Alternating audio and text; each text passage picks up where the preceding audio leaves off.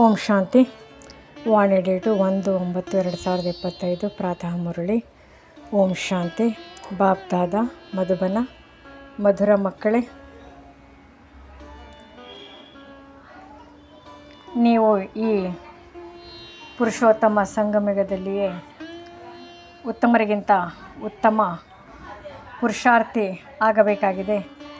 ಎಲ್ಲರಿಗಿಂತ ಈ ಲಕ್ಷ್ಮೀನಾರಾಯಣರು ಉತ್ತಮ ಪುರುಷರಾಗಿದ್ದಾರೆ. ಪ್ರಶ್ನೆ: ನೀವು ಮಕ್ಕಳು ತಂದೆಯ ಜೊತೆಗೆ ಯಾವ ಒಂದು ಗುಪ್ತ ಕಾರ್ಯವನ್ನು ಮಾಡುತ್ತಿದ್ದೀರಿ? ಉತ್ತರ: ಆದಿ ಸನಾತನ ದೇವಿ ದೇವತಾ ಧರ್ಮ ಮತ್ತು ದೈವಿ ರಾಜಧಾನಿಯನ್ನು ಸ್ಥಾಪನೆ ಮಾಡುವ ಕಾರ್ಯವನ್ನು ನೀವು ಮಕ್ಕಳು ತಂದೆಯ ಜೊತೆಗೆ ಮಾಡುತ್ತಿದ್ದೀರಿ. ತಂದೆಯು ಮಾಲೀಕನಾಗಿದ್ದಾರೆ. ಯಾರು ಬಂದು ಮುಳ್ಳುಗಳ ಕಾಡನ್ನು ಹೂವಿನ ಉದ್ಯಾನವನ್ನಾಗಿ ಮಾಡುತ್ತಿದ್ದಾರೆ.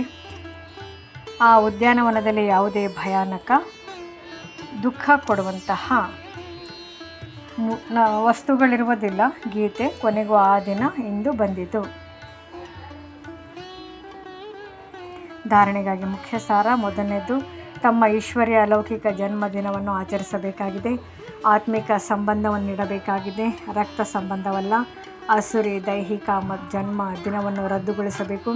ಅದು ಮತ್ತೆ ನೆನಪಿಗೂ ಬರಬಾರದು. ಎರಡನೇದು, ತಮ್ಮ ಬ್ಯಾಗೇಜನ್ನು ಭವಿಷ್ಯಕ್ಕಾಗಿ ತಯಾರು ಮಾಡಿಕೊಳ್ಳಬೇಕಾಗಿದೆ.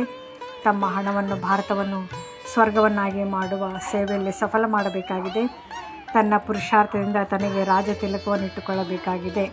ವರದಾನ: ಸ್ನೇಹ ಮತ್ತು ಸಹಯೋಗದ ವಿಧಿಯ ಮೂಲಕ ಯಜ್ಞ ಸಹಯೋಗಿಯಾಗುವಂತಹ ಸಹಜ ಯೋಗಿ ಭವ. ಬಾಪ್ ದಾದಾರವರಿಗೆ ಮಕ್ಕಳ ಸ್ನೇಹ ಇಷ್ಟವಾಗಿದೆ.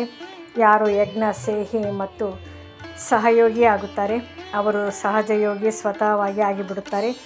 ಸಹಜಯೋಗಿ ಆಗಿದ್ದಾರೆ. ದಿಲ್ವಾಲಾ ತಂದೆಗೆ ಹೃದಯದ ಸ್ನೇಹ ಮತ್ತು ಹೃದಯದ ಸಹಯೋಗವೇ ಪ್ರಿಯವಾಗಿದೆ. ಸಣ್ಣ ಹೃದಯದವರು ಸಣ್ಣ ವ್ಯವಹಾರದಲ್ಲಿಯೇ ಖುಷಿಯಾಗಿ ಬಿಡುತ್ತಾರೆ ಮತ್ತು ವಿಶಾಲ ಹೃದಯದವರು ಬೇಹದ್ದಿನ ವ್ಯವಹಾರ ಮಾಡುತ್ತಾರೆ. ಬೆಲೆ ಸ್ನೇಹದ್ದಾಗಿದೆ, ವಸ್ತುನದಲ್ಲ. ಆದ್ದರಿಂದ ಸುಧಾಮನ ಹಸಿ ಅವಲಕ್ಕಿಯ ಗಾಯನವಿದೆ.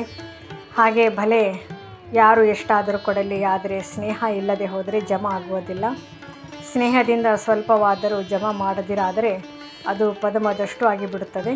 ಸ್ಲೋಗನ್: ಸಮಯ ಮತ್ತು ಶಕ್ತಿ ವ್ಯರ್ಥವಾಗಿ ಹೋಗಬಾರದು.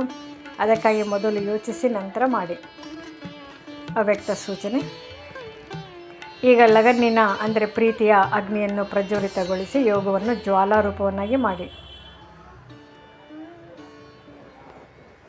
ಬಾಪ್ ದಾದಾ ಮಕ್ಕಳಿಗೆ ವಿಶೇಷ ಸೂಚನೆ ಕೊಡುತ್ತಿದ್ದಾರೆ. ಮಕ್ಕಳೇ, ಈಗ ತೀವ್ರ ಪುರುಷಾರ್ಥದ ಲಗನ್ನನ್ನು ಅಗ್ನಿ ರೂಪದಲ್ಲಿ ತನ್ನಿ, ಜ್ವಾಲಾಮುಖಿಯಾಗಿರಿ.